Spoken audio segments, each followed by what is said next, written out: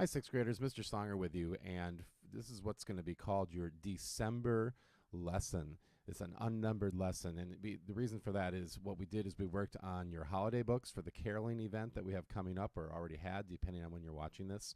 And I can't really have you practice those because you don't have those books. So what I'd like you to do instead is to write me a paragraph about how you're going to become a better practicer of your instrument. And don't just write something like, well, I'm just going to practice more. I want something that's a little more deep than that, or a lot more deep than that. And you might want to think back to what Wynton Marsalis and Yo Yo Ma taught us on their video that we watched at the beginning of the year. They had 12 practice tips. So you can think about those.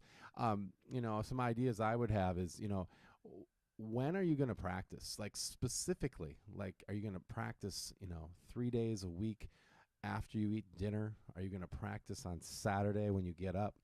When are the times? Another thing you could write down is, what are you going to practice? What things specifically are you going to practice? Or how are you going to practice them?